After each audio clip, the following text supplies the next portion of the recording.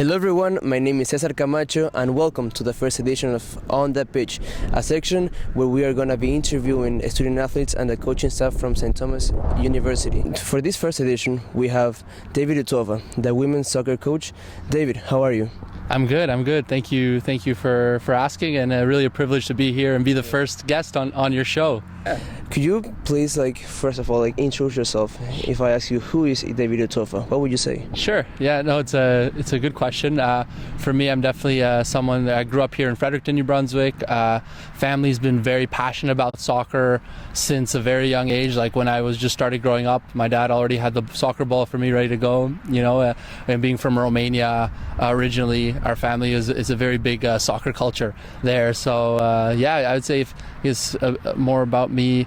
I grew up here, went to school in the States, played for Siena College in upstate New York, which was a really good experience, a blessing really there, and then also got the experience to go and play pro after in Romania, which was really awesome. Got to see a different levels, right? You go from college to the level after as well, and now back here coaching back in the hometown, which has been fantastic. I've learned a lot. And now that you a little bit mentioned about this difference between the college and the professional European football, what was the biggest let's say cultural shock, or the biggest the biggest difference between college Division 1 and professional European soccer? So it's a really good question. I would say the game itself is very different, especially in Europe and Romania, much more technical. I know you're a big Barca fan and you love the tiki-taka. In the States, when I was a player, I was always in Canada and in the States, he's really good technically, and then when I went to Europe, I was average, but physically I was better. So definitely a more of a focus on the technical side of the game, which was a shock. And then also the big difference when you go to professional level, it's like everything is much more performance based. So last year we talked about a lot about what was your vision for this new women's soccer team under your coaching, and we talked a lot about that you wanted to revolutionize the program, bringing a new defensive strategy and communication style. So last season you received 19 goals in 12 games and scored 24 goals, having 4 clean sheets. Well, let's reflect on it. How was this change worked on during the first season? Yeah, definitely a good question. When we look at last season, I think there were times where we defended really well. You can see with those 4 clean sheets, which is awesome. There are times we fell away and we struggled to be consistent.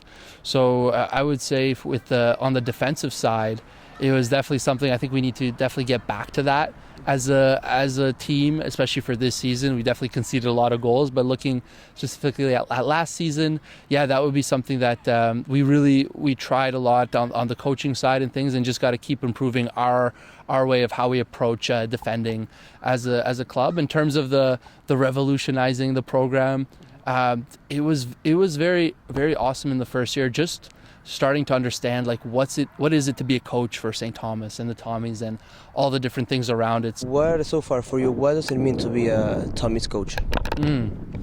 I think the main thing, I think what it's given me, it's really it made me I think a better person. Just being able to learn from the girls, from the players, from JR, from everything around, just constantly learning and taking it in. It's really helped me grow as a person and as a coach as well.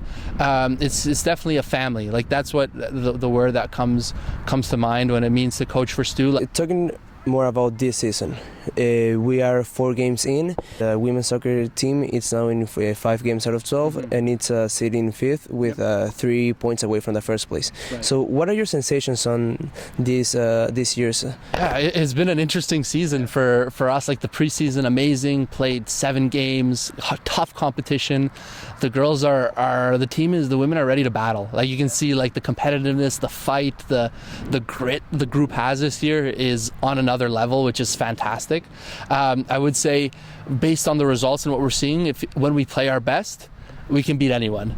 when we play our worst, we can lose to anyone, you know? So how do we find that consistency that we were talking about and trying to find it last year as well with as a group and as a staff and the players. So I think so far we've learned a lot of lessons and looking to push forward with a big game on Wednesday against UMBSJ. Yeah. This is one of the biggest recruitment programs in the program's history. Right. Yeah, it's checking out the roster. There's 29 players. How do you manage to have such a big group? Right, and I think it's been awesome so far to have so many players because the season was so condensed. Right, you have so many. Had 4 or 5 players injured almost the whole season, which is frustrating and it's tough. But that's why when you have so many players ready to go, it really makes it easy to have the players ready to perform for those games. So that's been a real reason why we kept so many players, and we looked after camp and we said we have so many girls that are playing at a really high level that deserve to be on the roster, and we said let's give them an opportunity. And the challenges, especially on away trips and when we're going, how do we keep the group together with such a big group? With that, we're doing today, even just after the interview, we'll have some of the girls that didn't travel have the opportunity to play in a game over here with some of the UMB girls that didn't travel as well, and just giving them the opportunity to still stay active and fight and see how they're doing, and if they're performing well, that they can get in, and trying to create a more professional football environment where you have that first team, second team, and you're challenging each other, you're fighting, and it's been a really good first year with it for sure, with the big roster. Yeah. What are your goals for this upcoming season? Where do you see yourself in November?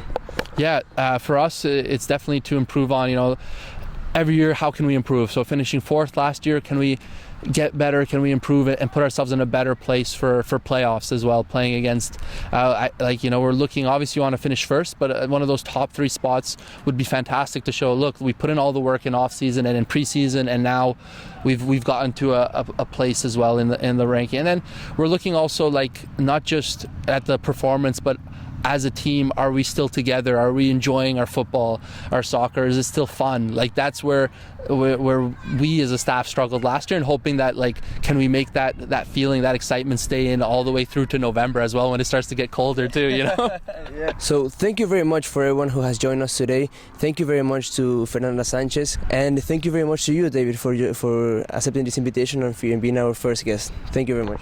Yeah, thank you for having me.